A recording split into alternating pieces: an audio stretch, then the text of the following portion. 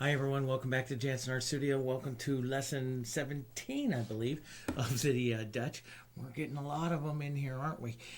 What I was going to do in this lesson was completely move to, after lesson 16, was move over to the right a little bit more. But then, as I was looking at some of the close-ups this morning, getting ready to paint, I realized that, in the last lessons we were working on some of this tulip and everything, and I was blowing up the original close-ups that I took of the painting down there in Washington, and realized there is a tulip petal that's right back here, and I should really put that in while I'm thinking about it, and because I don't have it there, and I didn't have it on the pattern at all. So I thought I'd put those in and get some of these leaves and get this area done.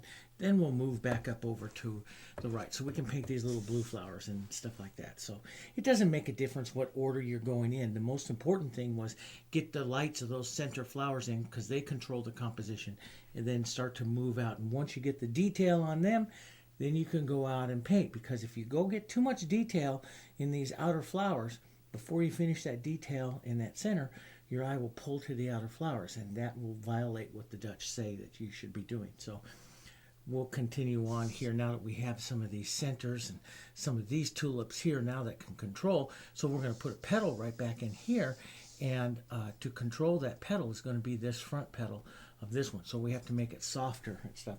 And we can just drop it in there. We don't need to have the grisaille. I'm going to use the same colors we've been using in the last couple lessons, and exactly the same. And I'm going to use a small filbert. You could use a small flat or filbert here.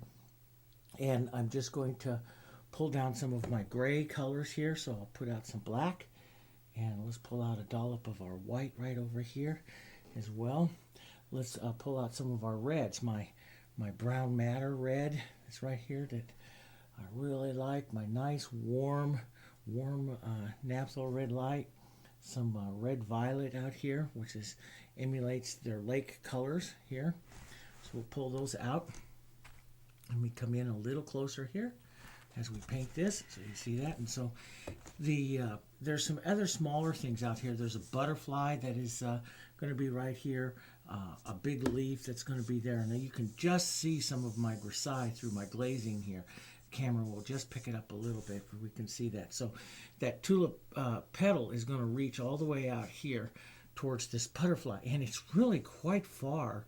And, as far as the overall tulip, that's really reaching out quite far off to this side. And why he did that, I don't know, but it's he does use his tulips to direct the viewer's eye through the painting. So that's taking your eye out here. This one's very important because this one bends down and takes your eye right back towards those center trinity of flowers. So why he does that is it's kind of beyond me. But I'm going to start out with just a lower value of gray. We should also put out a little bit of yellow oxide, which is what I helped to get some of those colors warmer. So we're going to try a little lower value of gray. It'll be just a little bit lighter than the background we have there now. And that might be a touch light, but drop it down just a bit here. And it's just gonna be like an S stroke right through here like this. It's just gonna come down like this and then lift up and in and drop right into that area right there. So you can just drop that in. It'll come back behind that butterfly. This side will be just a C shape right here, just a light curve like that, curvature like that. And then there'll be a little bit of it underneath right here showing right in there like that. So I'm just going to take and just lightly wash or base this in here. And a few little streaks here is okay. Just like that. So I'll know where that it's got to go there. Now I'm going to put a little darker. Put just a touch darker here into the back, which will cause it to recede back. Just a little more black into the color, darken it down right there like that. Then we're going to have some of our reds. Now I'm going to take that red down here and I'm going to tone it down with some gray, some brown matter, right down with some gray here. Maybe a touch of the naphtha red into that. And there's a main red stripe running right down through the center of it. So I'm just going to go like that. Put that in. and then some smaller ones here. That'll be streaks coming out. But this whole petal will be softer. That's what we want. A little streaky there. A little bit right on the edge of this, which helps fold that down in. Okay. Just a little bit of light. Touch of light here. Just enough to say that you got it a little highlight on it, just enough. And we will probably, this will dry down, so this will probably dry into place here. Just a touch there.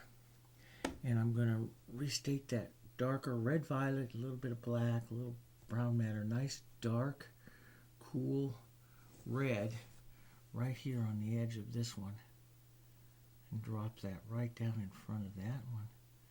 Pull that in so we really see this. So that incorporates that tulip together there. Okay.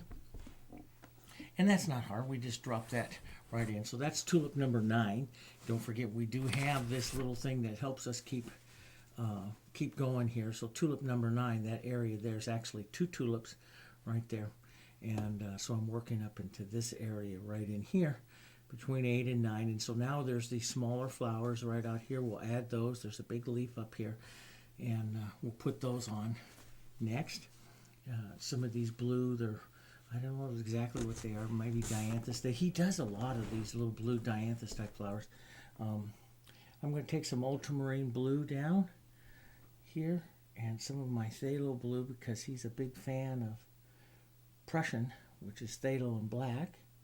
So he's a big fan of that color, especially later on in his painting career. Early on, he was more ultramarine blue, like the Dutch, like the Mignon and Deheen. So we'll put some of that down. Now we'll come in and we'll start to find these shapes of flowers. I'm going to come out first with the one that's a little furthest out up there, and the blue and everything that you have is just a little bit lighter in value than it's a blue to a blue-gray. And it's a little bit lighter in value than the back. As a matter of fact, with some of the photos, you have a hard time seeing it here, just exactly what it is. I'm going to take a little bit of my blues, maybe both my blues, a little bit of black to gray it, and a little bit of white to adjust its value here. And you're going to make it just a little bit lighter, just a touch lighter than your background that you have that you're working on up here. So there we go. That's just a touch lighter. So I'll base in the back of it. There's the body of the flower right here. There's a petal that bends out this way, like that. And one that comes out here. And then a bent up petal right here. So we'll start that one first. Okay, coming out here to the side, you have one that bends out like that. And we just put general shapes on for the pattern of this because this is this is not an important area. You don't have to get all these petals addressed exactly the same. Don't worry about that. Just put some petals on. We'll make some fun little flowers. The most important part of the painting's already done. Okay, don't sweat all the small areas here. Just put on some petals. So I put one out here to the side. Out to here, they're little oval pointed petals on these flowers.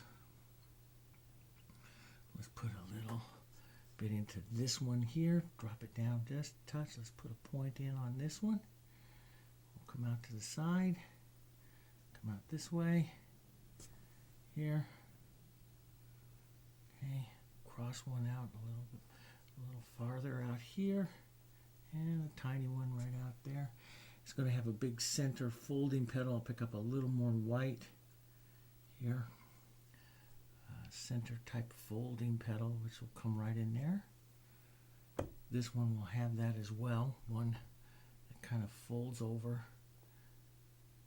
A few years ago I taught a smaller painting where he did dianthus in it, and they're similar to these flowers, a little different, but they were the blues and they were really pretty, and I taught that in seminars, and his technique on it was wonderful. I'm going to gray this down a touch and put it into a back one back here. It'll have a bigger petal. And I'm off from where my pattern was a little touch, but that's okay. Because it's all going to be glazed down. We still have to glaze this again, so. But you'll gray that one touch more. Then the next one here comes just a little lighter and then a little brighter. This is the more powerful, bigger one here. This is a little low. We'll push that back here. There we go. Let's drop this one in. Point of this one here. Little oval pointed petals. A couple smaller petals here. And lighted up. We'll put a little light into that and pull down. This will be the lighted fold petal in the front here. Attach just a bit more of that light right in through there just to give some movement to them, but we've got to be careful that we don't get too light there. Okay, now there are stems down through here. You can drop those stems in and you can use the chisel of your brush, or you can go grab yourself a pointed little liner brush or something.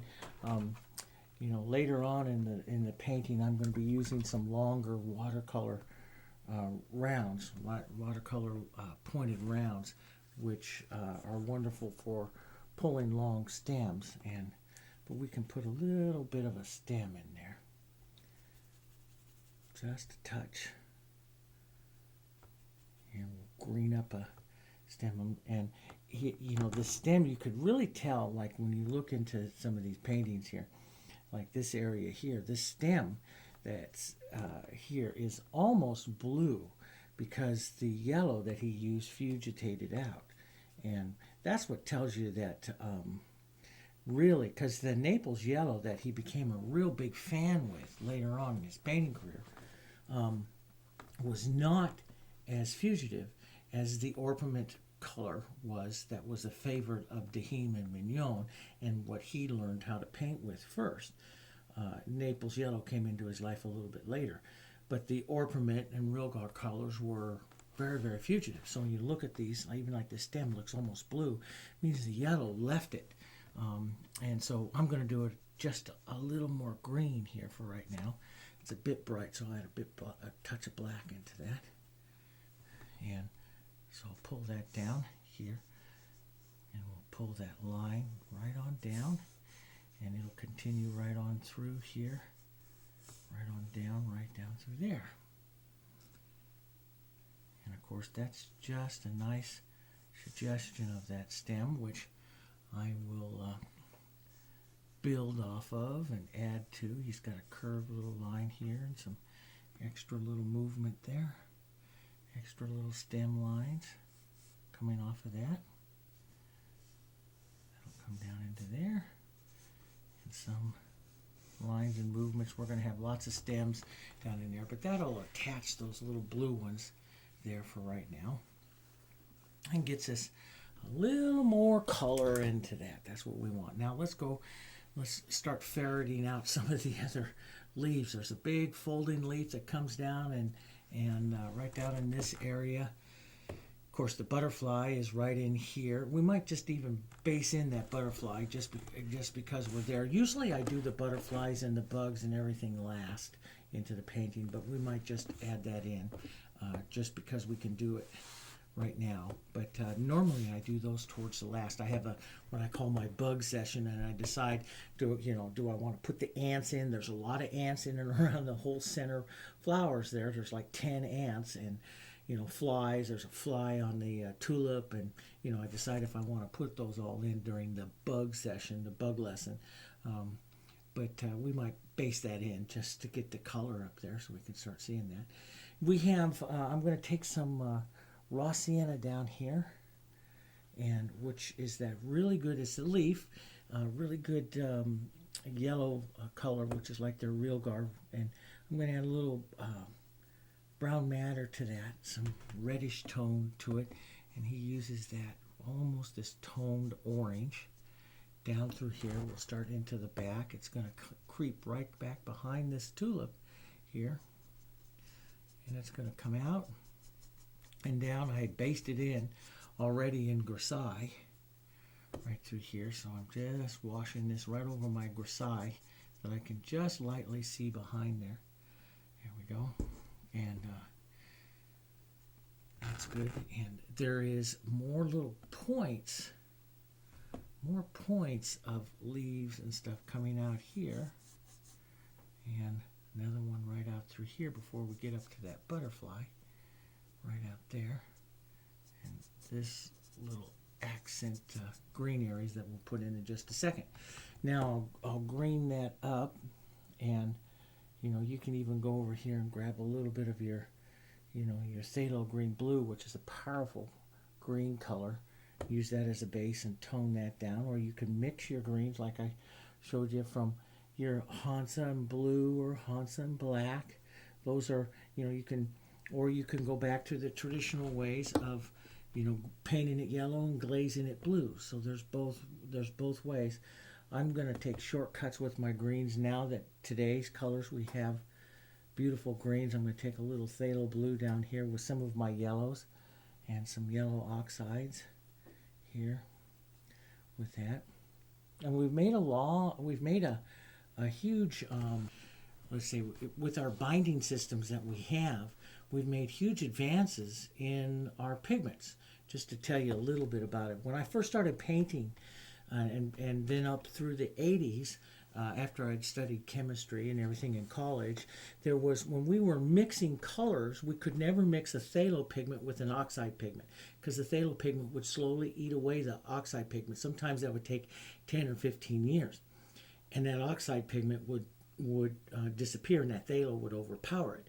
So if you mixed a green from a phthalo and an oxide, that would disappear over time. That yellow would disappear over time.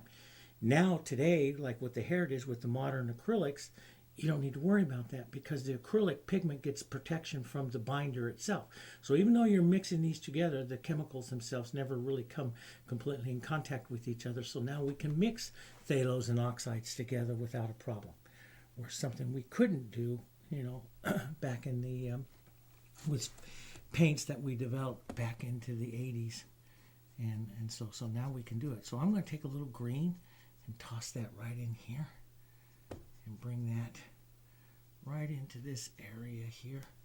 Maybe just a touch more blue into that. Touch of blue and black.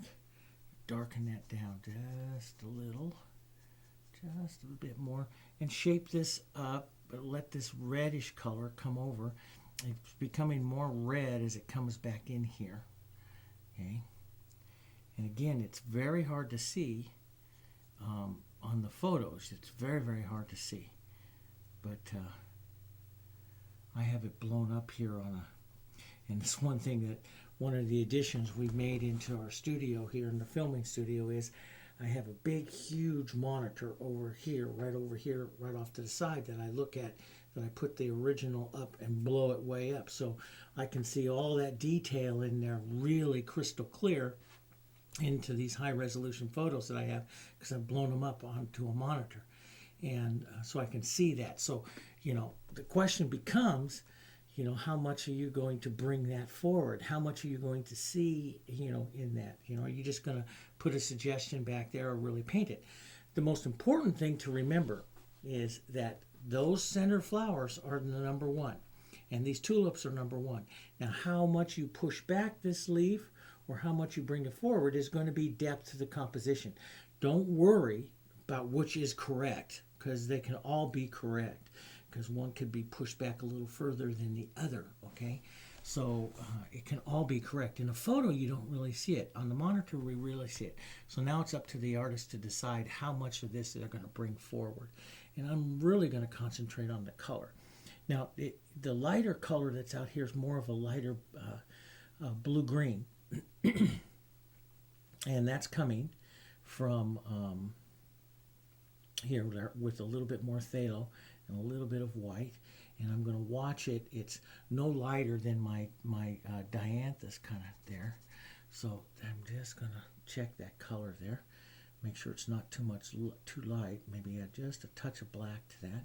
And I'm going to put the little, not exactly, because I'm not into the final detail part of the painting here, but there's a little fold that comes here, a little point that comes over. This leaf is the edges here folding over, and this is what he's known for. All of this detail work. As a matter of fact, a lot of the other Dutch painters of the time really condemned him because he put too many folds and details and stuff into his paintings. Too much detail. He loved the detail. I thought sometimes, he must have invented the magnifying glass because his detail is so precise. Little one-haired brush. And a lot of the other Dutch did not do that, did not believe in putting in that much detail. Took too much time. So we'll put that in. We'll darken this down just a little, and we'll come back. There's some other little edges of it a little darker here. Back here, a little softer, push it back. All this will, make somebody spend time and look at the painting, which was their goal. So we can put a little shadow in there just between the two. Push that back. Push a little shadow here on the side, which will round that little folded edge. And these will be areas that we will come back and refine. And this leaf here has a tremendous amount of, has a big vein and some capillaries, going through the leaf. And I'm going to need to add all of those because I'm going to want to do that, but we won't do it all under camera. My plan is to get all of the rest of this in, and the plan with this lesson, and then the detail, some of those details, capillary leaves and all that kind of stuff, it's just a lot of work with the small brush. So I'm going to write a written lesson with a lot of step photos that's going to show all of that detail work in time, because it'll, it's going to take a full day just to get some of that in. And, that's 12 hours of filming that would make the DVD series too long, which we already got the main part of the painting in, so you don't need to see absolutely every little detail. It's just going to be liner work detail. So we can do that with some step photos. So that's my plan here. So we'll get some of that in. So I'm just putting a little bit more red into this. A little more red, and model that right into some of that green here.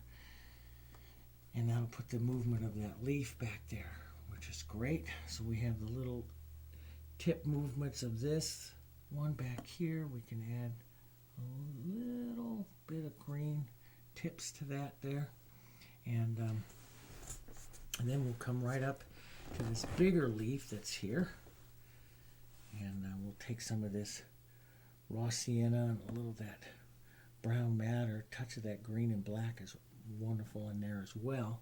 Puts that tone in there, and let's just push this tone of this leaf in here.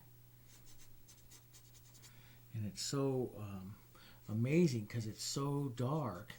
In some of the photos that I printed out, this leaf looks almost blue-green.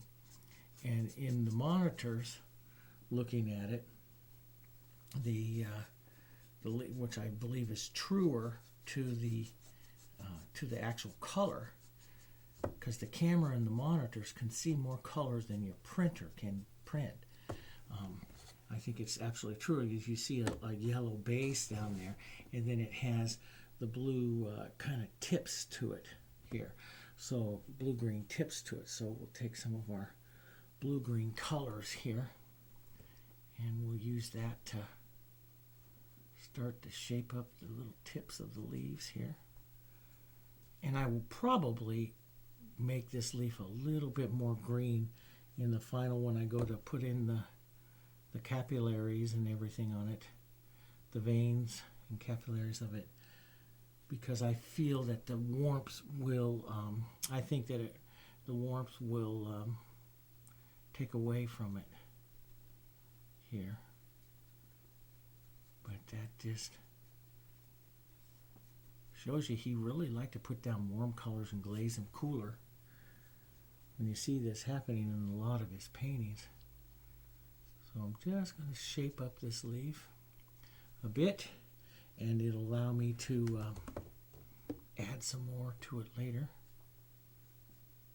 This is just a quick general shape, not the detailed edges like what we did on the flowers and stuff yet. Not yet, not out here, because we want these to be softer and recede back. And if I go out here and if I give a, let me just show you that real quick, what I mean. So if I come out here, if I use the edge, which is what I'm going to want to do at the end of this painting, and I come out here and I start to put a little edge out here like this, that's going to start to bring it forward from to here. Now, in his painting, he has that, but I can't really put that back in here yet, and because I need that to recede back. Not until I finish my last glazes, and not until I brought this up to its final bit that I'm going to be putting in some liner work and stuff in here. And that liner work has got to bring that forward. It's going to add more detail, which is going to bring it forward. And once we add that, then we can add more definitive detail to our back objects, watching how those two react with each other, so this one always stays behind this one. Okay, as a matter of fact, this is a little much right there right now. It brings that forward just a touch. Okay, so now I'm going to take some of that raw sienna here, and let's take some raw sienna and let's put that over here. Let's add a touch of yellow oxide to that and a touch of our red to that. Okay, just to, I have a little green in my brush, which is browning it down a little, which is good. Now I'll just tap in here the shape of what this butterfly is going to be. It has these two back wings, kind of just an elongated circle almost here, and then out and squared, almost squared off or angled off here, wings to the front side there, and here, which is going to go over the tip of that tulip right there on that edge here. So that's where that butterfly will go in, right in there. And I like him in there. I think he's a nice little addition. He's a little flat, perfectly flat. I like them when I fold their wings on some of my other paintings. You'll see how I fold their wings and put them in flight and add the motion to it. But he's a nice butterfly.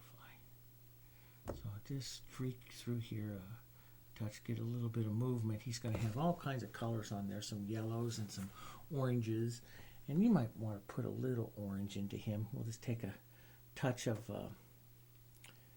the Naphthol red light, maybe a tiny touch of Hansa in that to orange that just a bit more. But watch it up against your tulips. Just put a little orange in there for right now. He's going to have some of that. Watch him up against your tulips and stuff. Don't overpaint him yet to the tulips. As soon as we finish the tulips, then we'll know how much more we can do to him. And that's a goodly amount there to do on him. I wouldn't do any more than that yet. Okay? So let's continue right on up here. I have to reach a little bit higher. Here we have some smaller little like bell flowers up here, and right up to the top. Let me just move this up here. And interesting ones, because the top ones there are more orange. I'm just going to take some of the orange I have here and move over just a touch. See that? Some of this orange color up here at the very top. A little orange into that one there. Here like that. There's a little bud that comes down here that's a little bit of orange. We'll drop some of that in here. So we're just getting some color in there. Then some of our blue, our nice soft blue, same colors that we used on the other blue flowers, just a little bit ago. We'll put some of that in here, blue and black.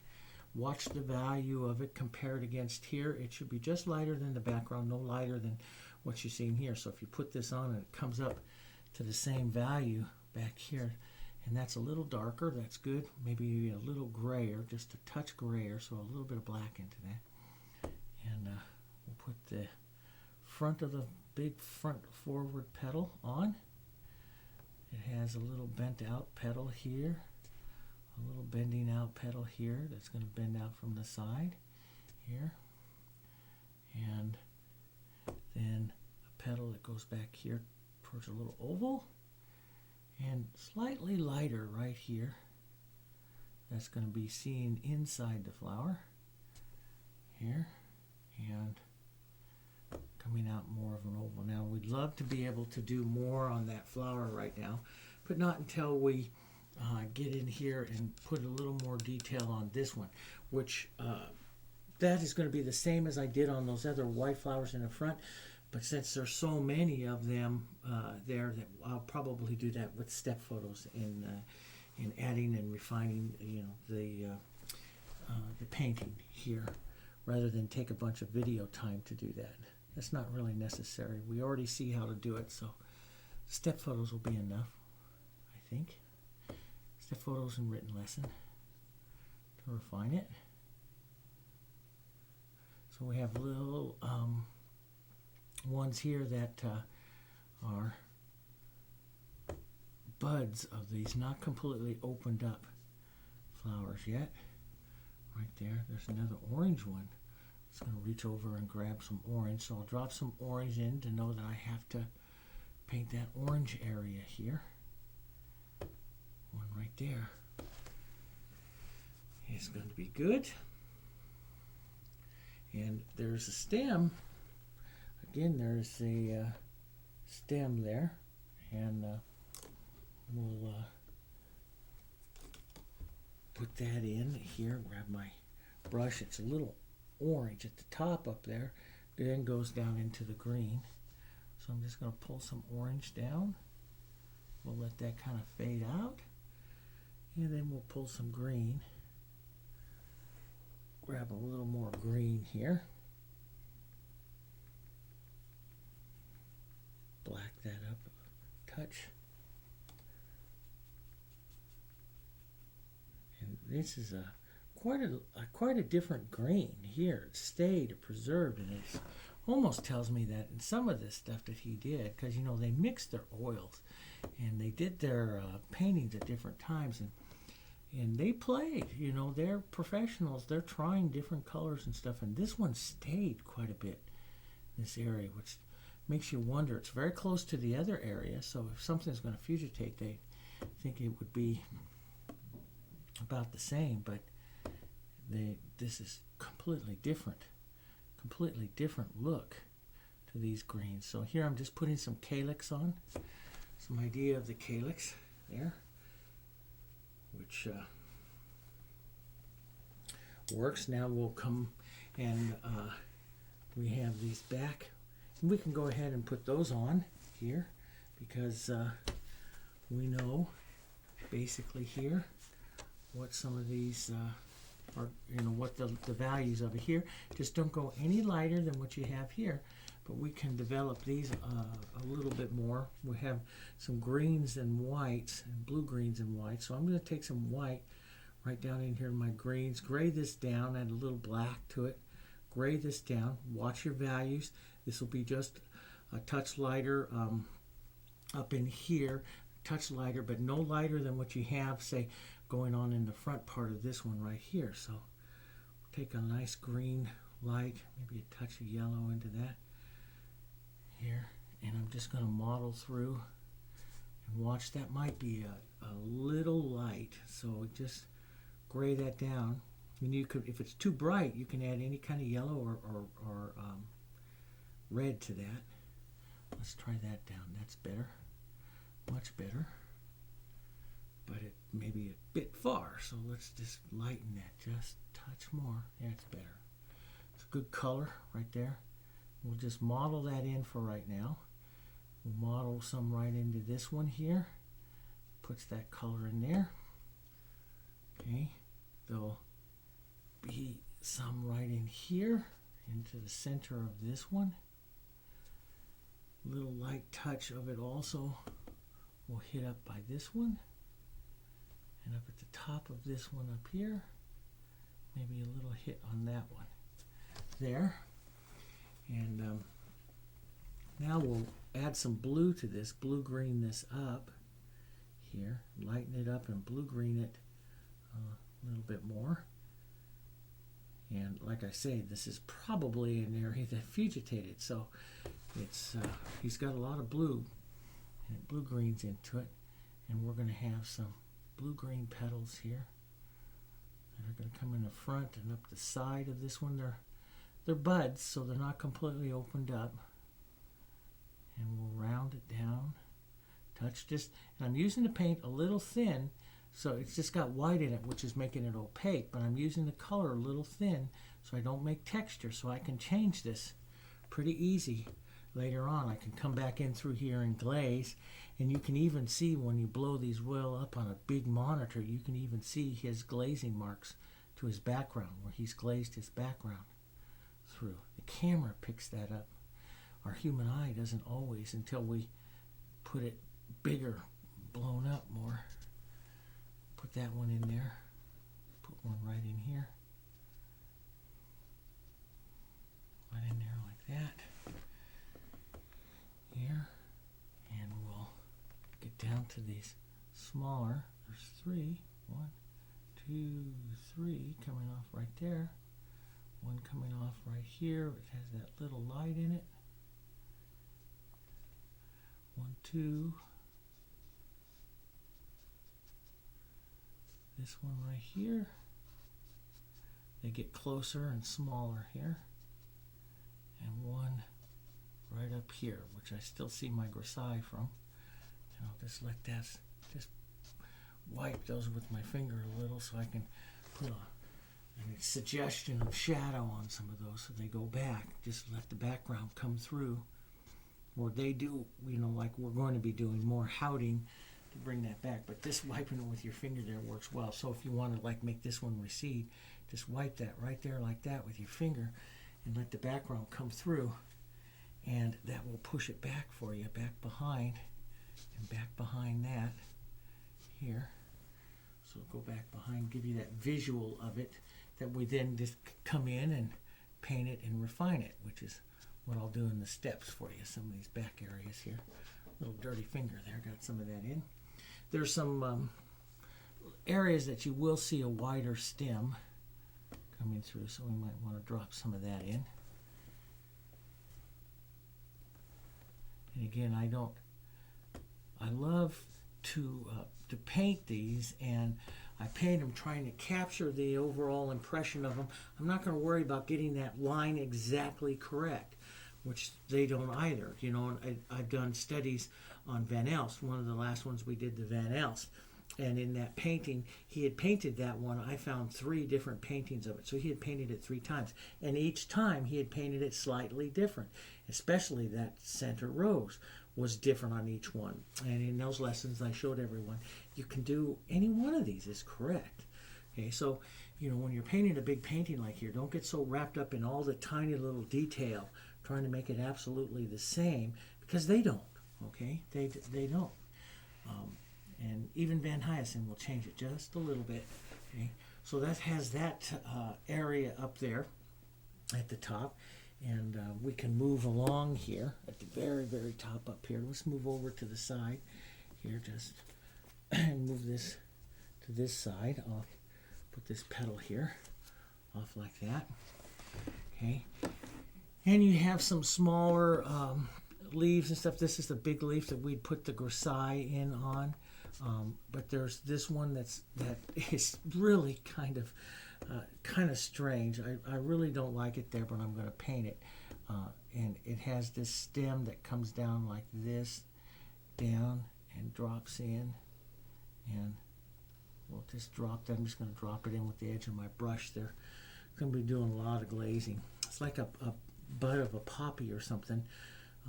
They painted a lot of opium poppies. And so we'll put the leaf in here, a little more blue-green. The sides of it here, it's not opened up. And we'll drop those in here. More of a blue-green with some of the blue-green we have. A little bit here, and then we'll let it go kind of gray off to the side. And as soon as we finish all of these in here, which will come in the detail part of it, then we'll know exactly how much more to put there. So for right now, this is going to have a lot of detail and a lot of orange in it. And so I'm just going to splash some orange in there right now to see the color. So I'll splash some orange in there. I'll take some of my orange here. Take a little Hansa, a little Indian yellow or something right into some Naphthol red light here. I'm going to keep it a little more toned than what I will at the end here, just to keep it softer behind. So as I put stuff in, I'm always keeping the painting in its level. So I know this is going to be brighter than this, but this just helps me put in this color. I'm going to get a little more red in that. Here, I'm going to keep it a little more soft here and just kind of work it here like this to get that color, that movement in. I'm not painting the petals yet, because you go in there and you paint these petals now, and I'm going to use my finger to push some of this back, but you go in and put in all of those petals and stuff now, you'll bring it forward. We don't want to do that. We want to keep it a little soft. We'll put a gray, a little more white and black right up here in the front. So I'll make a gray color here, which is some of my white and black, just up towards the blue, and put a little bit of the red in there, orange in there, warm that just a touch. And we'll gray this up. It'll be the light part right in here. That'll come through. We'll tap some of that in, work those colors together. And that sets some more color into there. There's smaller little leaves, a lot of little leaves. The back side of this daisy, it looks like a daisy up here and a butterfly that comes up here. There's a daisy that's right up here. I'm just going to push a little gray into this daisy that's going to come up here, just around like this. I'm not even going to do the petals too much. Just push the idea so we can see what that's going to do up there, and soften it out, touch, and let's just put a toned raw sienna. I keep wanting to say real gar, but raw sienna bit right back there. And look how bright that raw sienna looks in that. Maybe even add a touch of black and red to that, just to gray that down a bit more. Yeah, just a touch more of that. It's got, it stems and things going on, but and we can take a little green and black. That phthalo green blue would paint some of these greens very pretty back up in here. A little green and black. Yellow. I'm just going to find right about where that stem would be coming down. It drops it down like that. And there's other leaves here. If you want, you can start suggesting some of these other leaves that come out in here. And I'm just going to put some of them, just the ideas of them here, just so I know there's stuff around here. And I'll detail them all up later. Here, I'll detail them all up. I'm just going to add a little bit going on there. We can work this, some greens into this other leaf that's here. This one that we turned. Here we'll take some of our raw sienna right in here. Can add just a wash of that onto our grisaille, maybe a little bit back here. Some of our greens to blue greens here, and there's a lot of detail on this leaf. This leaf has a lot of little edges and detail, which I'm not going to add yet, because we still have to do another houting back in here, another darkening of our background. And you're going to darken that background and then put in the detail, okay? So we're going to hout it again, push everything back, and then put that detail back in. So it's an entire process. And once you understand this process, these are a lot of fun to paint. As long as you don't jump ahead of yourself and start putting too much detail back here, because you're just going to soften some of this out. Okay, so but you're slowly evolving this. We can lighten this front up. I know that this leaf is going to have a lot more petal interest and stuff on it, and it's going to have the little jagged edges here. Remember, like what I said a couple lessons ago, that when we were painting the leaves up in the very front, I said, I'm not going to put the little sawtooth edge to the front of that leaf yet. That goes into the detail. That's easy to do with like the background and back glazing and stuff like that. That's easy to do. And so you're like painting the whole thing, and then your eye will focus in on this detail when it's ready, when the painting is ready for it. And right now there's a lot of interest in this little leaf that this painting is not ready for. So I'm just going to capture the feeling of some of this big movement, color movement, and little edges and stuff like that. I'm not going to paint it anywhere near perfect. It's not ready for it. There. And it's really blue-green back through here, which is really fugitated back here. We'll just drop in some of that so we get a bit more of an idea that that's going to be a leaf up here. And, when you step back from it, it'll look great, but, it's got a lot of detail left to do, but you get the idea of it, and then we'll just spend several hours painting it some more. All kinds of things in here. There's when you look at it, and he's got, that you barely see, you don't see into the photos or anything, but there's another leaf, darker one, that crosses right back through here. And then you see background again on either side of it.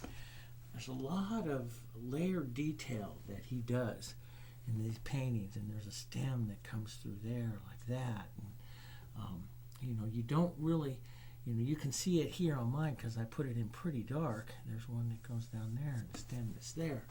And his, but when you do a print of it, you don't always see all of that, okay? So we have that. Now let me move this over to the side here and come back this way. We'll set this up here, move this over like this so we can grab some of that there, and we'll come back up over onto this side. We had just lightly put in some of this orange one here, and now we can come in and put a little more into this one, and there's some other brighter orange touches. I might give my brush here a quick rinse, and we will I do like to put this down just in case I get any paint on it. It's in an area that I can fix really easy, but why take that chance? Put that down. If I lay my palette on the edge of my board here, I like to put a clean towel down first. Okay, so we have right in here, we have some orange that's going to be back behind this. Now how bright we can make that depends on this. We're not up to this yet. I will show all of this in the step photos of painting this up into the step photos here, because we have all of its base shape in. It's just going to be given in another layer, just like we did in the other lessons up in that center front.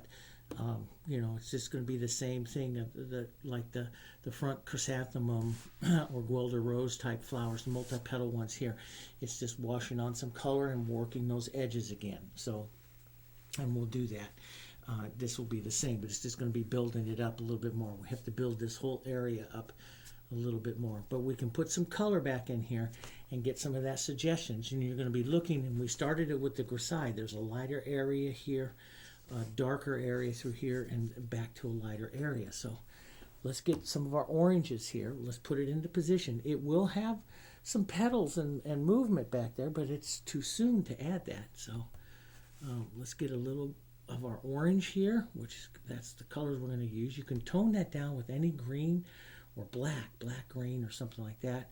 We'll tone that down. Blues also work very well to tone it down because they're complements. And you walk that right into the color and see how that tones down and grays that right on down. Do you see that?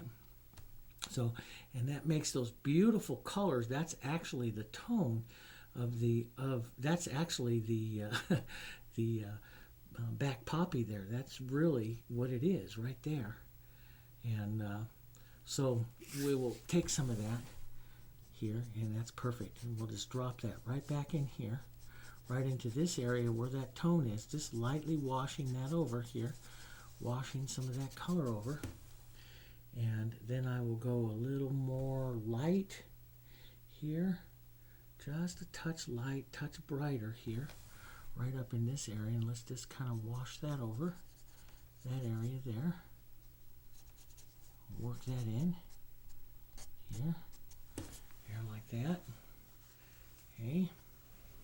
And boy, we're going to put all this on. And then there's a green leaf he dropped right down in front of this one again. So we'll put some of this on here. Drop some of this on in here.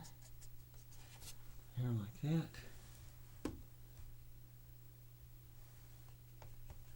And we'll tone it back down, coming down through here. And I love it. You just wash that over to the side, and this movement that you get of textures actually starts to create some of the nice movement that we'll have there in the final version. A little more orange here, just a touch more red, and even cool that down. A little red violet, in that orange. See how beautiful? Well, I guess you wouldn't see it if I put it there. A little red violet cools that down, just a touch right here.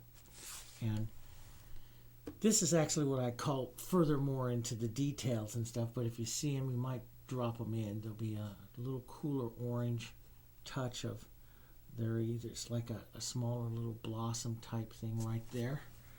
You know, he's got an empty space, so why not have to paint something in there?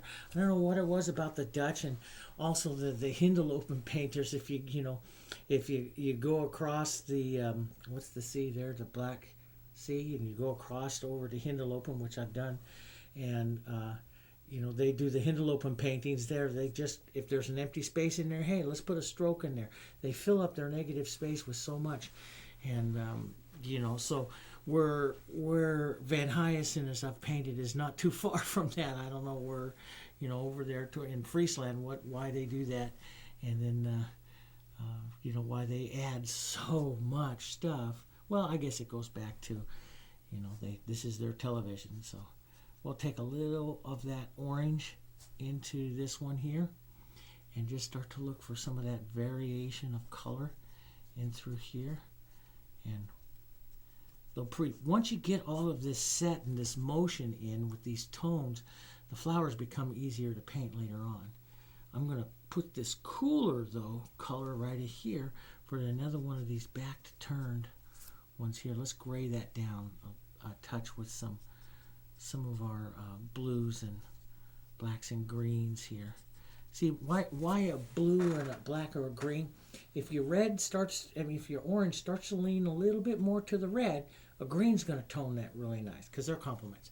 If it starts to head towards that orange, then that blue does it. And if all in doubt, just toss a little blue-green in there, and you get a beautiful color of harmony. See how those tones all work together really well. And the Dutch were masters at this. But they did it all in layers. So they glaze one and then another, and you know, so they did a lot of this glazing in layers.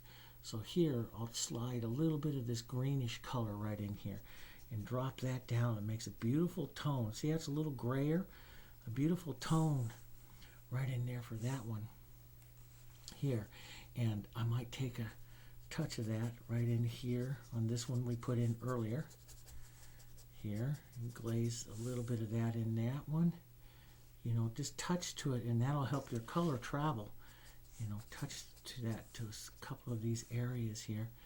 And likewise, I'll take a touch of my brighter color, brighter orange, which I had stated right in here, and we'll state that just a bit more right in here. That's just a touch yellow. So I'll go a little more naphtha red into that. Push that in there. There we go. Push that in. And I love that red and green though as a tonal statement here. And you can head over towards your greens here. Push those colors into this one here. There like that. And just a small suggestion of the light that's going to go onto that one here. There we go. That's pretty good. And that leaf that's back down through here, it's going to have, we started some of its vein lines and stuff like that. That's going to have a bit more. This leaf is going to have a bit more. Let's put the greens on to front of this one here. Let's drop some of the greens onto the front of this one. These white flowers that up here have a few orange spots on them and red spots, and you could consider tinting some of those now if that's part of it. Let's put a little gray right into the center here. So it's the same type of flower that's right up there at the top, same bud type repeated down here, a little shadow on that edge there. Yeah, that's looking pretty good. So that gets our, pretty much we have, there's another, yeah, actually it's, what it is the trumpet end of this particular flower here coming down. It's a little strange, but it comes down here, down around, and I'll put it in like that here, like that, and down, and I'll just leave the edges there a little soft for right now, so we know it's there, and I know I have to put that in. I know that has to go in. Now we have a bunch of smaller flowers and stuff there, which we'll add in. But what I want to do is I'm going to reset this up here. Let me move this off, and I want to come back to the center right, which is where I wanted to go today, right from the beginning. But we're now here. We can get there. So I'm going to put this down here so I'm off. I want to work in this particular area in here and bring some more interest into these petals and show you how I would go about approaching that. Some of these petals in here. Work this area, work this leaf up again, and then after we finish this particular lesson, then we're going to go through again and refine everything out into the outer edges of it, and that's where I'll do the step photos for that particular lesson, because it's just going to be repeating what I am doing here in the center out, but same technique what I'm doing in the center, but further out and a little bit more simplistic. Okay, so yeah, that we can do. So what I'm going to do now is refine. I'm going to come in and refine this particular area here. So we're right up into this area here, which is into the flowers, 15 flowers. They're right here. So if you look at that, that's right in here. About 15. You have your big tulip leaves here, and we might even just do that tulip leaf first, since it sits up there in front, and really bring it up to the front, and then we'll soften from there. So what I'm going to do is take a little bit of extender. Take my towel here. I'm going to grab a little extender here with my big brush that we use, and you can see how that just wakes up the whole colors in this whole area, so you can see it. That's one reason why I do it, is because it wakes up this whole painting in this area here. But it's very, very light, very light. Just wipe it down very lightly with your towel.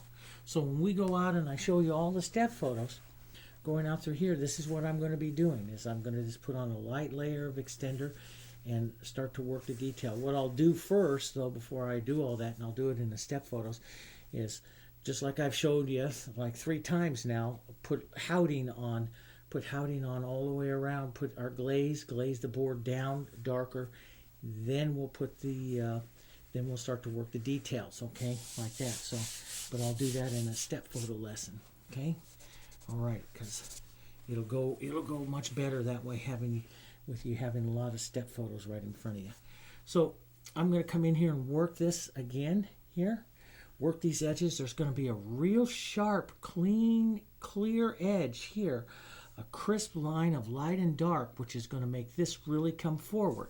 That's going to be able to give us more room in here to make more petals in on these guys here. So let's go in and let's work that. Now, there's a subtle little glaze of some warm oranges and stuff, and actually what it probably is reflecting. He's showing oh God, there's another bug right in there too. Is showing some reflections of some of the color up underneath here of the other primroses and stuff like that, because these leaves are shiny and they will reflect color.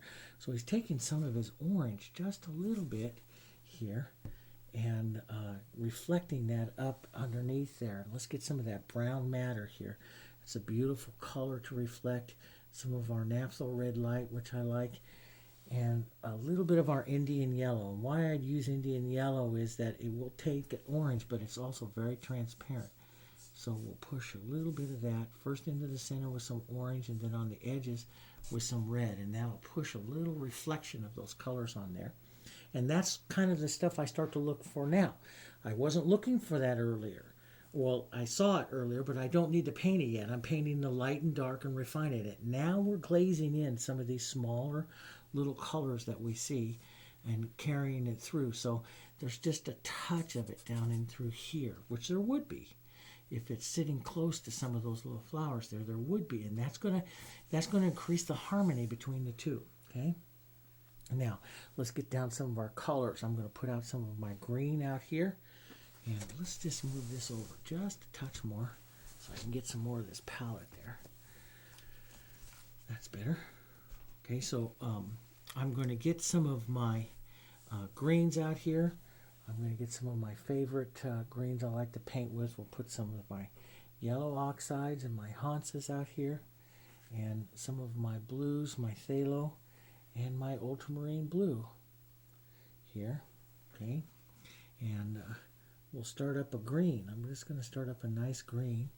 Doesn't have to be, this green is slightly to the blue side, so I'll start off here first with some phthalos and stuff, and then add a little bit of my yellows here. You can even start out with that phthalo green and add a little bit of blue to that too. Makes all beautiful colors, just beautiful green colors here. And so I get a nice blue-green here. Let's make it a little more blue from my blues. That's good. And I'm going to add a little extender to it. So this is how I approach all of my details. Just like I did the other flowers over there, I'm going to make up a glazing kind of color here first. That's going to allow me to a color to work into. So I'll glaze a little bit of this very thin onto the surface here. I'll drag some of this up through here. This gives it to me very thin. They paint real thin, you know, in layers. This is how they paint, thin in layers. We'll glaze a little on the edge of this turned edge here, like that. We'll glaze a little bit back into the shadow here, and right into that red to soften it right into that red. We'll glaze right back in here, right back up through like that. Okay. And a little bit more blue because it changes, just a touch more blue right in this area. So we'll just a very thin little glaze of that, slightly more blue right down where it's changing through. There we go. That gives me something to work into. Just a little more yellow-green. So I'll slide right up here to my yellows, just a touch more yellow-green right in here. Warm that just a bit. Here, we'll work those two colors together. So you see I'm thin. I'm not losing my light to dark, but I am in a little more warmer color here. Not losing my light to dark, but I'm just altering the colors of that leaf a bit. Now we'll come in. We'll grab some of our whites, and whites are something that I've told you over and over and over again here. When you start to add these to your painting, you have to be careful because these get opaque real fast, and that's not what they do. So we're going to start right in here. There's going to be a nice light edge right in here like that, and we'll just pop that edge on. I don't want to use a super refined bead of color. I want it to be very soft here. And then I'm just going to manipulate this out into the glaze here. Just rub it back and forth a few times. Not so much that you make it all the same color. Just grab some movement through it like this, and see how that adds the movement through. Just tickle the edge of it there. Let's put a little more light right in here. Right with the pickup, but right on the point of that little fusion. And the fusion is so soft. It's like they used the squirrel hair brushes, and this is a synthetic squirrel hair. They used the squirrel hair brushes just for this particular type of glazing, especially towards the end of the painting. The glazing they did at the end, the setup. We don't need to make the edges of this though like we do on the petals, but he makes a, we'll get just a little more light here. And what I will do is I will corner just a little bit of this light yellow-green like this, okay?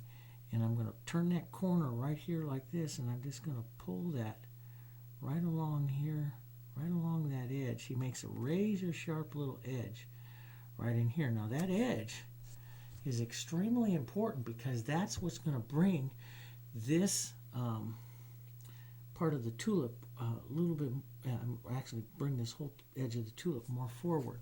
Now I'm going to restate that edge. I'm going to move that up here just because he's going to do it more on the top edge here like this. So I'm going to do it again right up here at the top like that. That edge, that light right there like that, and I'm going to manipulate that down right in there.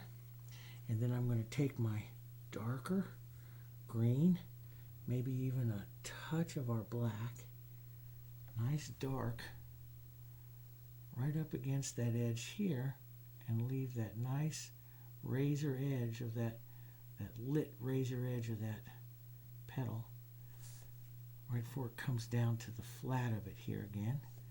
And it'll widen out, start widening out right in here. So I will take a little bit of blue light right in here and start to widen that out as it's coming right around here. There, widen that. There we go. It's a bit light, down just a touch. I will put that edge on. Now, something like this, I would paint, this is not done. I would do it a couple more times. If you're really refining and really want this, perfect little pretty thing here, you're going to do it a couple of times to get that. But there's a nice bright, and rather than a shine dot, it's just an area of shine that's going to come right in here, right in there. And you'll put that on ever so carefully, tap that off a bit, and that's what really brings that. And as I'm doing that, see how much it's advancing in front of that one right there, which is our goal to paint that. But we can't paint that until we get this real light right up in here, watching of course the roses and everything, till we get that light and that edge that's right there. And so we can see just how much we can do. And I'll tap in a little bit of slightly warmer dark here, green, just work that back here, that, and down. Okay, and nice, clear, dark here, dark blue green right here, right on that edge. Super sharp, like you can cut it with a razor. And that's what'll bring this leaf really forward right there. Boom. It'll be super clean, super sharp edge. This edge will be really sharp right here as it comes up. It's a bit light, but I'll adjust that. Super sharp right there. And I'll just drop its value down just a touch. Here, leave that real light edge there. Manipulate that together here. There, like that. Let's bring in some little touches of light streaking down, like he has on his. Down like this. There. And a little darker down at the base. But I really like to use light color like that to clean up the edge, and then I can slowly darken it back down into position. But it just really helps get that nice crisp edge there. And helps the whole painting actually. Here. Nice blue-green dark. Down in there. Let's take a little more down in here. There we go. There. And we'll put a touch of lighter color down in here. Walk that up towards that light. And a little shadow to help right where it's coming down this way. A little shadow to help push that little S shape back. Tiny light edge. And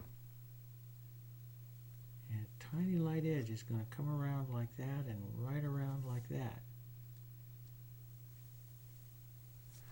So you pick up just a tiny light edge there. But we'll have a little more light right in here where it's picking up the light again. Shadow that down. I like to leave a little movement right in this area here too, which is a very interesting swirl. He's going to drop a water drop. We have just a touch more light, warmer green. A little more yellow right there.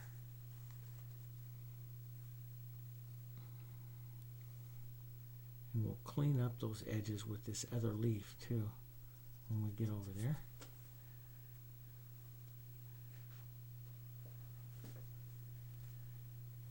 But I don't like it super smooth. I like, and he doesn't have it super smooth, so you can manipulate your brush a little bit here and there to get some brush movement in there. It shouldn't be like you've mopped it. We don't paint like with a mop. Here, you can use a brush like this to soften brush movements, and especially for them so that they don't have texture, but they don't mop blend them. I know a lot of artists like to use those, and I would mop. Only time I mop an area is to blur it, but I don't mop it to blend it. That's because they don't paint in they don't blend. They paint in layers.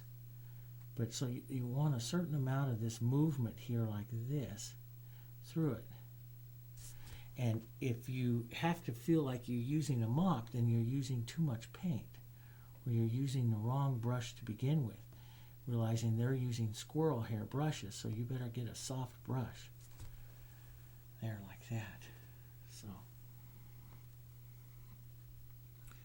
we'll bring that up just a touch more. So this is a real important area right here where this is turning. This has got to come very much forward, right there. It's a powerful statement area in the painting here, and it's got to come very much forward. So I take my time with it, and I will probably do it again as I refine this edge. The most important part of the painting is that edge. As I refine that edge again and again here, and I need a little more shadow right down in here. So that's going to head to the shadow here like that. That's good. So that's looking pretty good. It looks doesn't roll enough right in here, so I need to get this up a little more like that and walk this down this way just a touch so that rolls a bit more. That's better.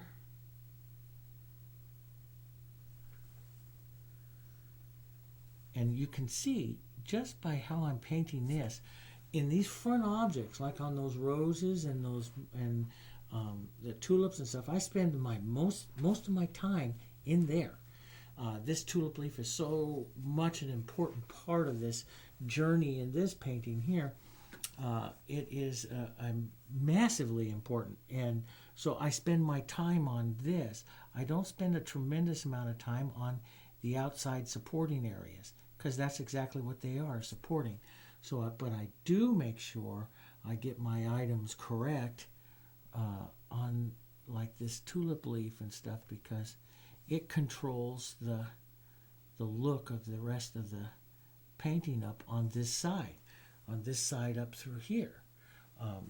You know, just like the, step back here for a second, just like these guys here control this side, this guy's going to control this side. Now that you have him in there and look at the detail that is in and sharpness that's into him, I can then pull in and start working some more of my detail into here, which will bring out this part of the bouquet here. So we have that in like that. So now I can come in here.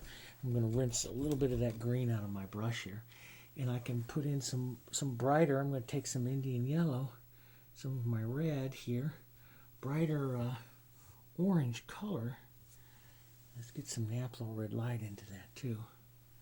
Brighter reds right into here, which is going to bring them up farther forward here, which they can come now because of everything else that I've done on this other one.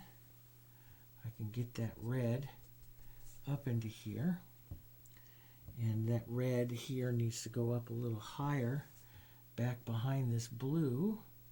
They're crossing each other, and they planned that. They honestly planned that because I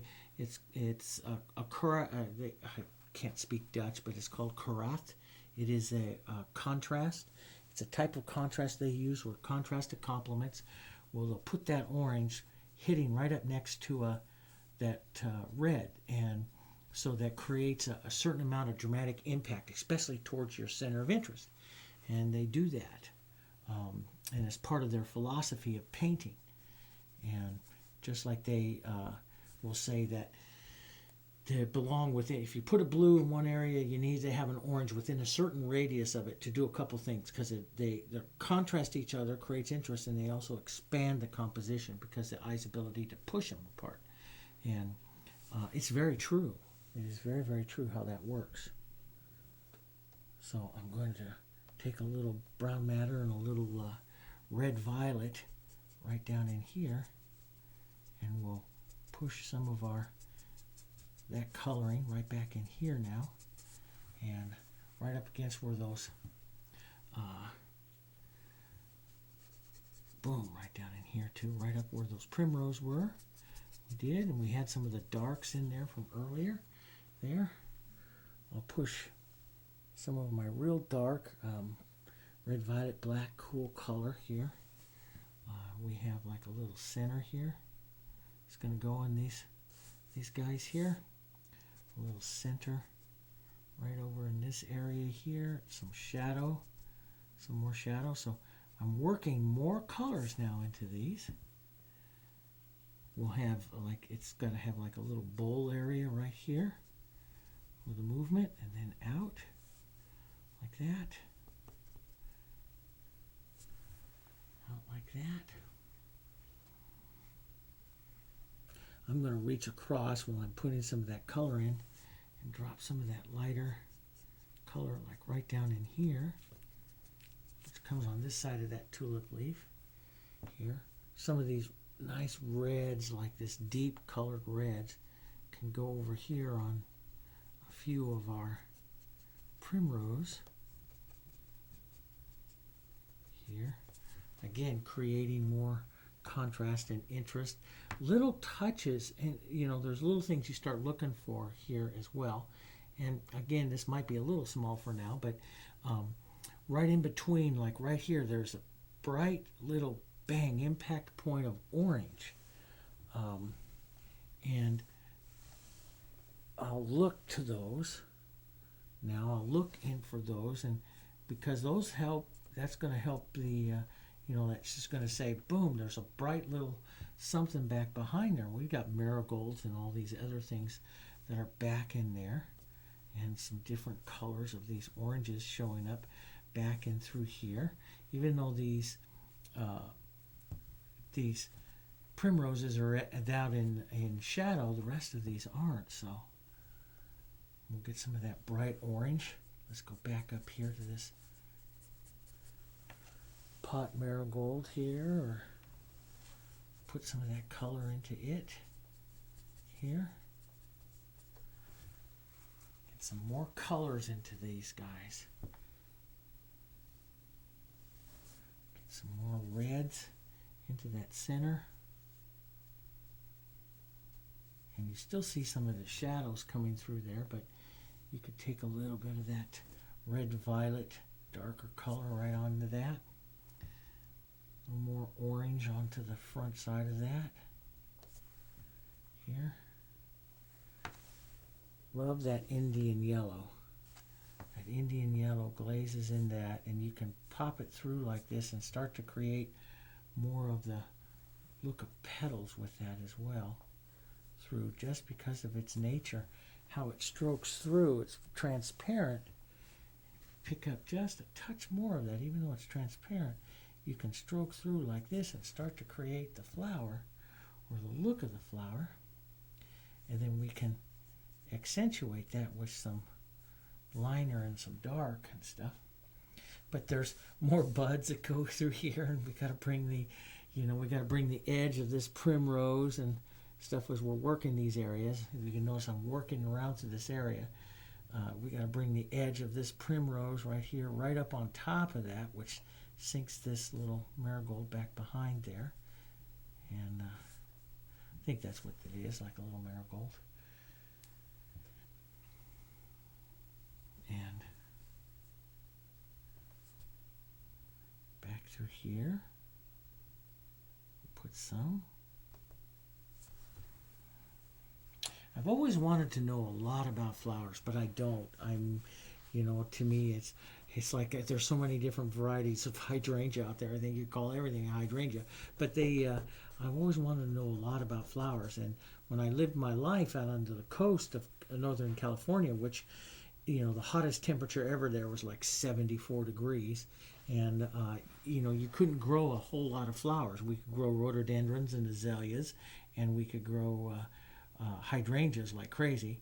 And so I lived there almost 30 years and couldn't do any of that kind of stuff. And then when we moved out here, Pennsylvania, now I can grow a lot of stuff, but I do so much painting I don't have time. So I wish I knew a lot more about flowers than what I do, and someday I will. I'll take the time to study them up a little bit more, get all the flower shapes out. I'm just going to tone some of this back, just a little bit of that orange, and with those reds, that'll push some colors back in there. It's really pretty. I just took a little bit of my blue-greens and stuff and dropped it right in towards those oranges here, and just drop some of that in.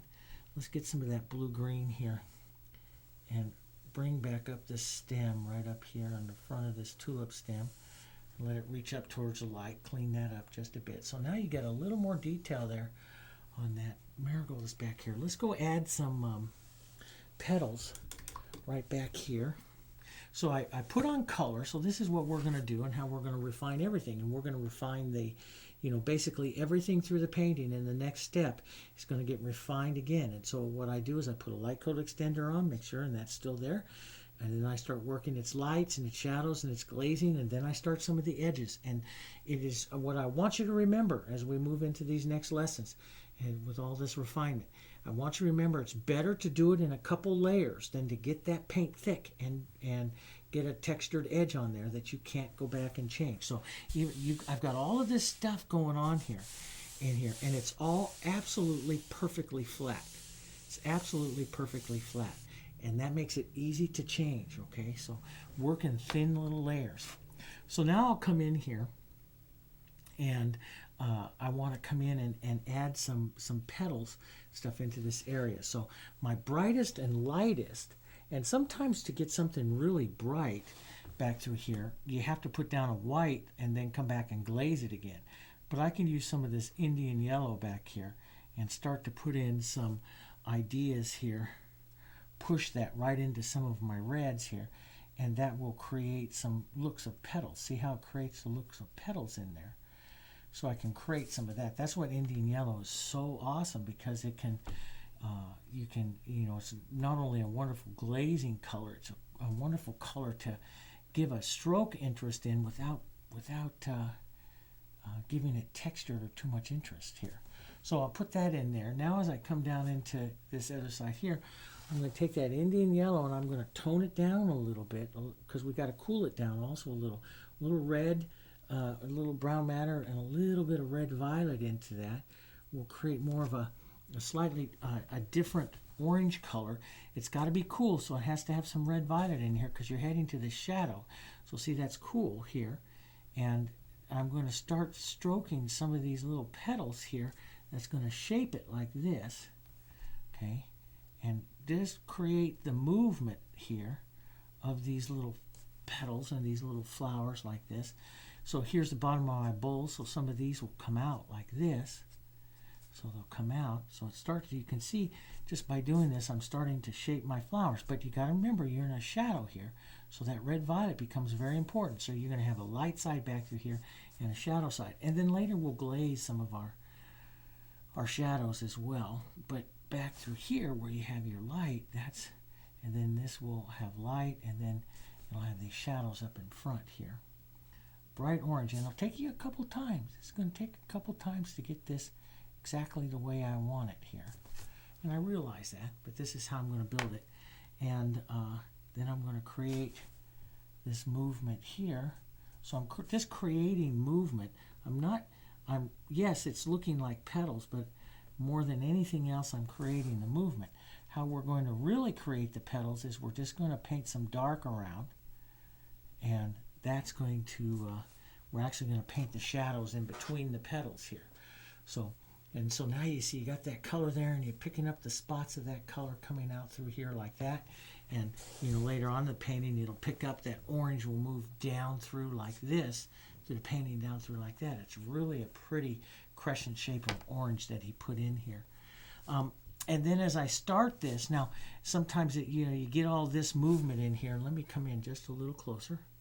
Okay, and if I go in and try to manipulate that too much right now because it's really, really wet, it'll be difficult. But what I'll do is maybe let that tack up a bit and or dry completely. Then I'll take some of my red violet black here, a nice cool dark here, red violet and black here, okay, and we're going to physically come in and tap in some details here like this of some more shadow coming out like that. Okay, I'll pick up little edges of this, and you can do this with a liner brush too, and start to put in physically some shadows here between petals like this. So, and you can actually physically stroke some on to create more shadow side here of something coming up and through.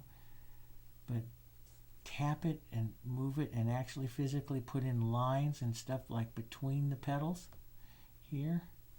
So you create like the look of little petals here.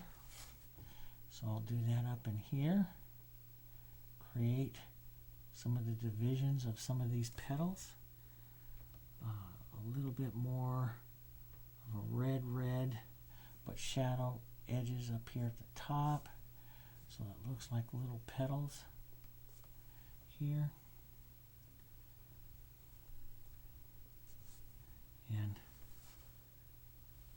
But it's a little difficult for me right now because the colors are so wet. And when you're going to work onto a finite detail like this, it's sometimes easier to do it like a little glaze of color and do it on a dry surface here. And so I'm looking for the shadows in between the petals here, and where I'm going to use this to help shape up some of the petals here. And you can restate some of them, but remember you're on the cool side, so you can restate some of those and just start some of this petal movement, and then we refine it and re-refine it and re-refine it. Especially in here, I'll refine these quite a bit, making them perfect, because this is right in near my center of interest here. So I'll work on these and make them little petals and everything there. Little tiny touches, and then come back with a little bit more orange and then just make little tiny touches, and that'll make the little petals. Okay, several times, back and forth here. Like that, and you'll see the little petals start to come there and start to shape up the little petals.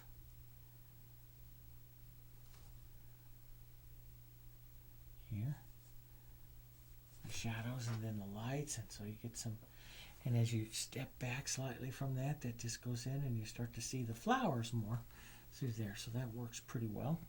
We're going to take some of these, and I know it's depending on your photo that you printed out, like here I have a printed out photo, and all I see really is the cast shadow in through here. I don't pick up anything like that or these colors in here.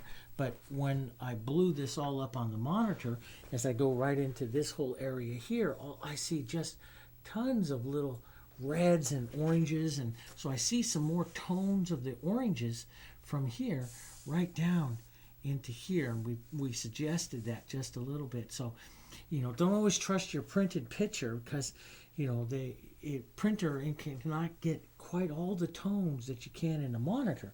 When you're looking at a computer monitor, if you have it set for like 32 million colors, and I think the human eye actually sees 11 million, and so it sees a computer monitor digitally can see a heck of a lot more colors really than what we can see, and then the printer can't print quite as much. So looking at a computer or digital monitor like I'm looking up there, I'm seeing just tons of colors out in through here. And of course, I'm looking, and that's this, I might want to put some of that variation into here. So I'll take some of these colors that I have down in through here, and I'll push those right down into some of these primrose. And I'm not going to paint all these primrose absolutely perfect, like I've said several times, because they're gonna. This is entire cast shadow here. It's sitting in to the form shadow of the bouquet. So the light's coming here, and we're going to put a shadow, glaze a shadow over this whole area by the time we're done. And but it will look really pretty now. Like I say, if I take a little bit of this and say, okay, there's that one in there, and let's brighten up this one here. We'll paint this one up a bit more right in this area. Change and evolve these a little bit, and when we go to glaze that, I love that Indian yellow into these reds for this. Grab that Indian yellow, and my brown matter is just so pretty into these, and then brown matter and a little blue black for the deep ones. But we'll just push some of this on, and that just makes nice little primrose edges there, like on this one, little touches on these. But then when we glaze the cast shadow, now a lot of things, unless you're up real close, I will just perceive the cast shadow. But when you're up real close and you look at it, just like a computer monitor blows it up, a viewer walking right up to it will see all these little variations of color in here, and it'll be even more beautiful. But now look at that orange carrying down through here. So this is all the fun little stuff, and we had touched these earlier in an earlier lesson with some of the orange. And now I'm going to come in and put on some orange, and we're going to take some red violet and that brown matter and a little black up here, make that nice dark, or a little blue to get that purpley color. A little bit of our ultramarine blue here would be beautiful into this. That's beautiful. Deeper, cooler, purpley color. That can go on some of these now. Not the whole petal, just touches of it so that it makes the primrose vary in color here. Okay. Even though we'll glaze over a lot of this, this is the kind of stuff that the artist does that separates and gives just that little bit more life and interest to the painting here. And that form shadow will be, you're going to have some little tiny blue flowers and a stem that drops down through here, and that's just going to make that just pop when we get there, which is not too much longer, and we'll get there. We have a lot of little detail work that I'll be working with you. We'll get all that done. Then we'll, the little refining stuff, then we'll come in and really pop this thing. Add all the little fun things and finish it all up. So add some of these little purples through. And you get this nice plane of warm and cool through here. And really dark, really back down, dark and cool back over here. But even this color I'm putting on now is a little different from my grisaille, a little different from the colors I put on earlier. And so even though they're all dark and cool, it's adding more interest to the painting here. More movement and interest. Here. Right like that. Get this one in here. Those little purples. And come back in even after you put some purples on here. Load up with just a tiny bit of the warm, just to warm that, and hit a few of those and a few edges of those just to add that color variation, the subtle color variation. You can do the same into the centers. You can touch a little more light or right into the centers, right at the edge of the centers, a little cool purpley color in there is beautiful. He does on some of his, and the center part of it might have another little touch of a warmer orange. Little touches to those. Just adds so much.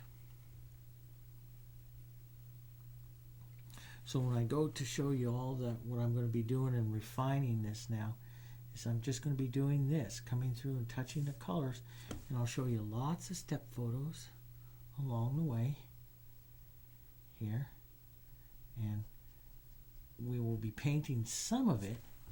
And see, I like this when you get that nice little edge there. You get a little more a dark edge, and it plays against the light of the leaf here. And that edge, I want this edge here just nice and crisp, because it plays against the edge of that leaf, and that brings that little primrose right there forward. So it's an edge detail there. That's very important. But as we start to paint now, what we want to do is and shift our thinking from exactly not use exactly the same colors we did earlier in the painting. So I go up there and I'll work on that iris again, adding more colors to the iris. I won't paint it exactly with the same colors I did again because it doesn't get interest. I will vary those colors and vary the glazes a little bit. So when they paint very thin applications, slowly changing it, just like I did on this tulip leaf here. Now that's sitting down in that really nice and lifting up in front of this area, but sitting and pushing some of the other stuff back. But when I went and I put some of those oranges on there this time that we see, the reflection of it, those are going to be there. Those are the types of things that we're looking for. So you go up and you paint the iris, or you paint any of the white flowers up there. You'll be adding little touches of greens and oranges and some blues and some other colors and changing them slightly, adding more interest. You're just not going to go up there and paint them with a warm grisaille again. They won't have any interest that way. You're going to change the colors up and glaze the colors up. Okay, we glaze for color interest and differences. So even here, like this orange, I'll put a little bit of my cooler right around maybe that center. Here, maybe a little more on the bottom side. Here, a little bit on right in through here of this cooler, right on that orange. It's right there. Just like that, and that'll give you a nice idea of these little primrose. Slightly warm here. Down through here. So there. Nice clean little edge, like right in through here. Nice clean little edge. So I don't have a clean little edge there, but see, I have that light that's right back behind there. And now I want a clean little edge, even a little warm right there on that edge of that primrose. That will bring that forward. See, it plays and it gets a little bit of light, just bang right there, which might be picking up just might be far enough back that it hits a little bit of light, and his is grayed out a little bit, and I think it might have, fugitated a touch, but you could just hit a little light right here and see how pretty that would be into that composition. Boom, like there's a little bit of light. It's the unexpected thing right there that adds the interest to the painting, and that's what they did. They put up these beautiful compositions, and then they added some unexpected things that creates interest, because this is their TV, right? This is what they're watching at night. And so it's just like you'd spend hours looking at this painting, and each time you look at it, oh wow, look, I never noticed that before. That's what you're painting for. So it's like one day you may look and say, oh wow, look at that. There's a little bit of light right there where that light's coming through the back, hit that right there and reflected back up onto the edge of that little primrose right there. And it did its job. And I'll think about that coming back through, and maybe that little bit of light hits this edge right in here and pops through that just a bit more,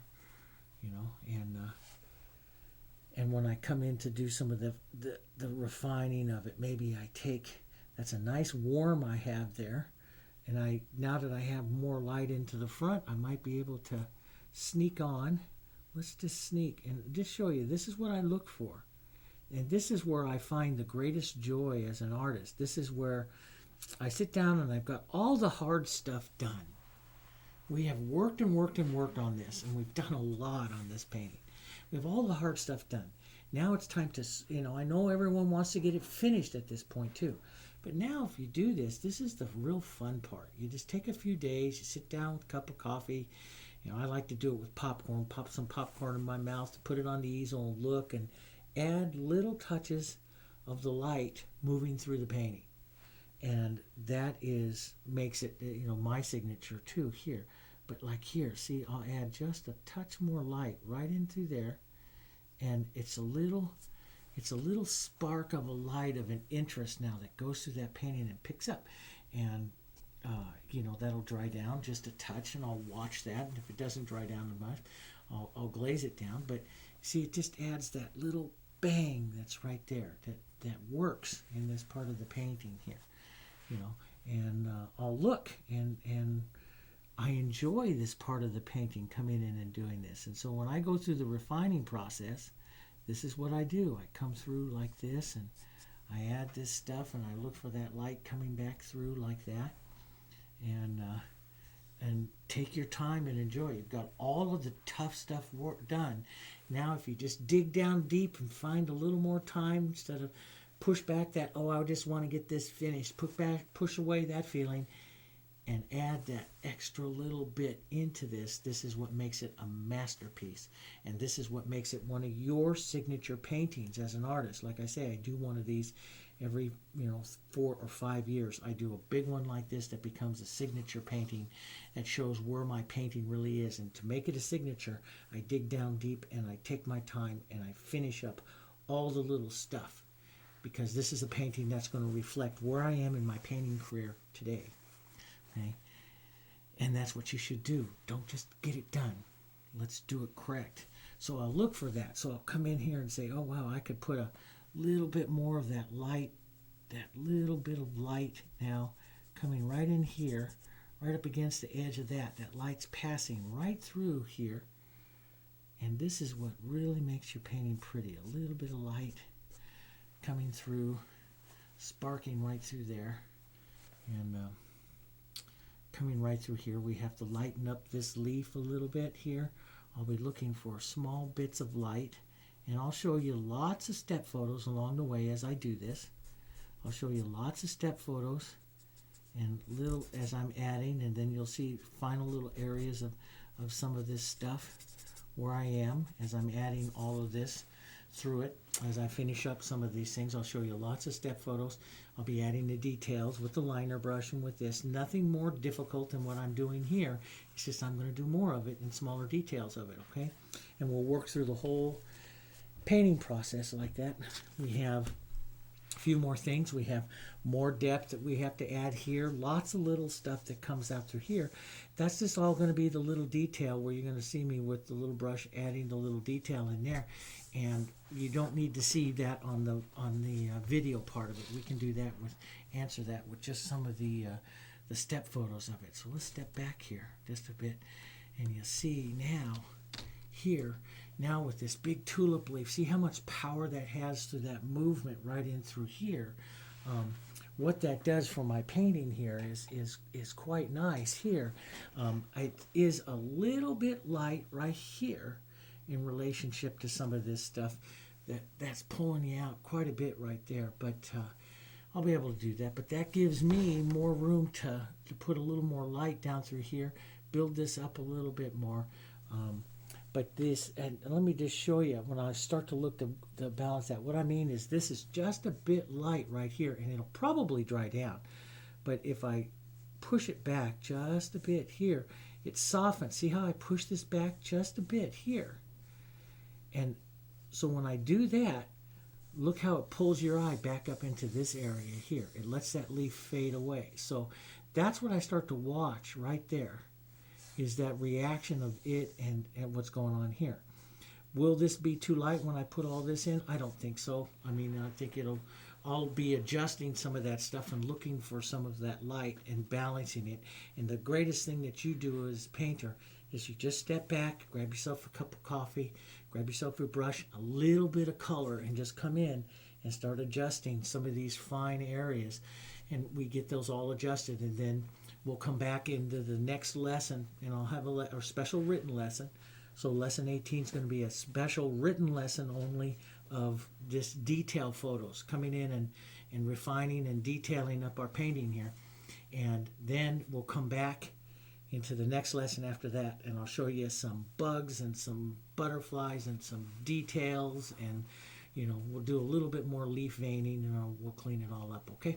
So we'll have a lot of work, get that all up and around, and then and in the next lesson we'll work through it again. We'll do another layer of houting. I'll show you some of the plinth a little bit more in the step photos, and we'll just clean it up and define it up a little bit more, and then we'll get into the details. We're almost there, but now's the enjoyable part. You have a great time with it. Have a great time with lesson 18, the written part, and I'll see you after that for some more details and finishing it up. Thanks for joining me on this journey, and we have just a few more lessons. I'll see you then. Bye-bye.